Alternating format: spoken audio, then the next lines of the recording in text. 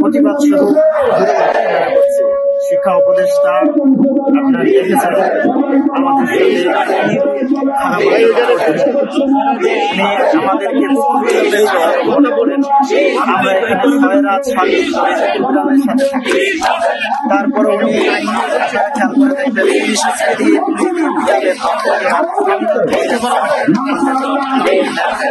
উনি শিক্ষামন্ত্রী হিসাবে যদি স্বেচ্ছায় এই কাজগুলো করবে তাহলে অবশ্যই তার প্রতিবাদ করা উচিত ছিল, অথবা আমাদের কাছে জানার উচিত ছিল কেন পুলিশের সাথে সমস্যা জড়ানো।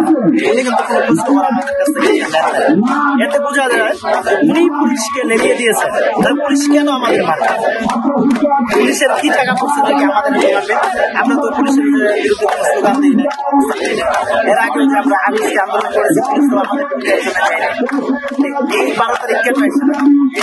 এছাড়াও আপনি দেখবেন সচিবালয়ে যখন আমাদের শিক্ষকদের ডেকে নিয়েছে উনি কত খারাপ ব্যবহার করেছে। শিক্ষকরা তাকে অভিভাবক মেনে কান্না করে অনেক কিছু বলেছে। এদিকে প্রাধান্য না দিয়ে উনি ওনার ভিজিটররা আছে ওনাদের দিয়েছেন। এছাড়া দেখবেন ছেলে ভুইয়া নামক এক মনীষা তিনি 2015 সালে তাকে শিক্ষক নেতা বানিয়ে ওনাদের সাথে নেগোসিয়েশন করেন।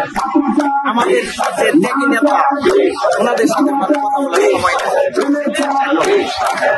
তাই তার প্রতীকী প্রতিবাদ স্বরূপ আমরা নিয়মতান্ত্রিক সকল আন্দোলন চালাচ্ছি, যেমন সমাবেশ, কালো পতাকা অবস্থান করছি। তখন আমার মনে হয় যে ওনাদের আরো আমাদের মনোভাব করতেছে না, আমাদের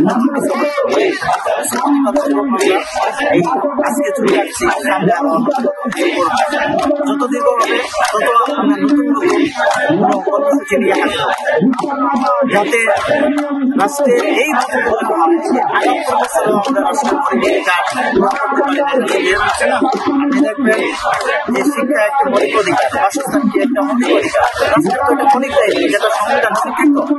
তাহলে কি রাষ্ট্র তো আপনার ৭৮ বছর ধরে সংবিধান এই মৌলিক অধিকার বাস্তবায়ন করতে পারে? রাষ্ট্র সবসময় কাছে থাকে আমাদের রাজনৈতিক নেতৃবৃন্দের সুবিধা যখন যে দল ক্ষমতা আছে ওই দল তার রাজনৈতিক এজেন্ডা নিয়ে ব্যস্ত থাকে।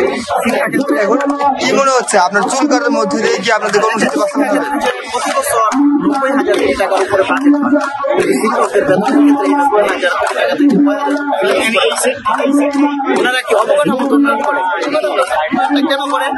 যে রডের পরিবর্তে বাঁশ দিয়ে বিল্ডিং বানায়, সিমেন্ট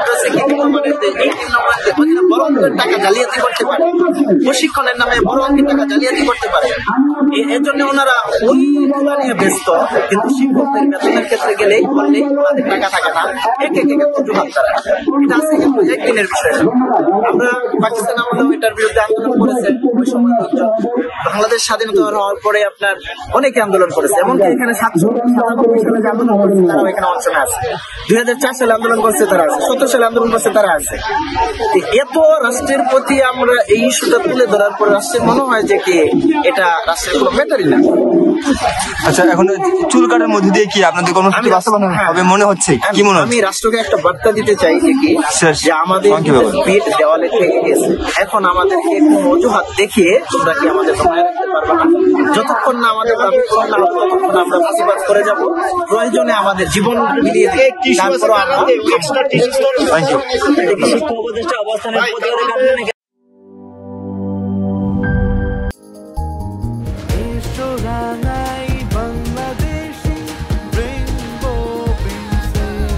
রেইনবো পেইন্টস, ছড়াও জীবনের রং।